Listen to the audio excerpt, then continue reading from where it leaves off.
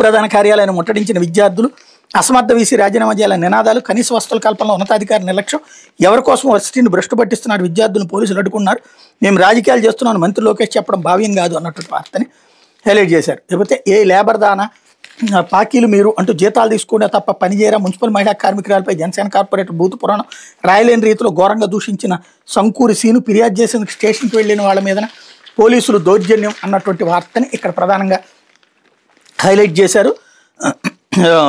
ఏ labour దానం మీకు పాకి వాళ్ళు జీతాలు దొబ్బి దీన్ని పనిచేయడం లేదు, నేను కార్పొరేటర్ను, నా వెంట్రుకు కూడా పీకలేరంటూ జనసేన కార్పొరేటర్ రెచ్చిపోయారు. దీనిపై బాధితులు గుంటూరు లాలాపేట పోలీసులు ఫిర్యాదు చేశారు.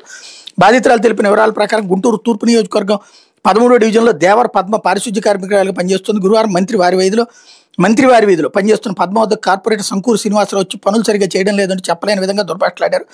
మహిళని కూడా చూడకుండా నోరు పారేసుకున్నారు. అడ్డుకోబోయిన కార్మికులు తీవ్ర పద్యాలంతో దూషించారు. కార్పొరేటర్ అంటూ వేలు చూపిస్తూ మీరు నా వెంట్రకు కూడా పీకలేరంటూ హెచ్చరిస్తూ వెళ్ళిపోయారు. కమిషనర్ ఉన్నతాధికారులు సైతం దుర్భాషలాడారు. మహిళని కూడా చూడకుండా ప్యాంటు జిప్పు తీసి పీక్కోండి అంటూ వ్యాఖ్యానించారంటూ పద్మ కన్నీరు మున్నీరు అయ్యారు. స్వచ్ఛ భారత్ పనులు ఉన్న నేపథ్యంలో తాము విధులకు కట్టుబడినట్టు చెప్పారు. శుక్రవారం కార్పొరేటర్ సంకూర్ సీన్పై ఫిర్యాదు చేసేందుకు లాలాపేట పోలీస్ స్టేషన్కి వెళ్ళినట్టు తెలిపారు. కార్పొరేటర్ 3-4 సార్లు ఇలానే ప్రవర్తించారు. పెద్ద వ్యక్తిని గౌరవించిన ఆయన నిలబెట్టుకోకుండా ఇష్టం వచ్చినట్టు మాట్లాడుతున్నారని పద్మ ఆరోపించారు. స్టేషన్కి వచ్చిన కార్మికుల పట్ల పోలీసులు అమానుషంగా ప్రవర్తించినట్టు పద్మ వాపోయింది. రిసెప్షన్లో ఉన్న మహిళా కానిస్టేబుల్ మీడియా వాళ్ళు వీడియో తీస్తున్నారు, మీరు ఏమైనా సినిమా యాక్టర్లు ఏంటి, మీ హడావిడి ఏంటని అనడంతో కార్మికులు ఆగ్రహంతో రోడ్డుపై ఆందోళనకు సిద్ధమయ్యారు.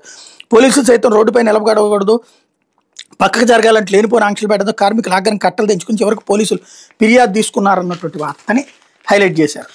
ఇకపోతే ఆంధ్రజ్యోతి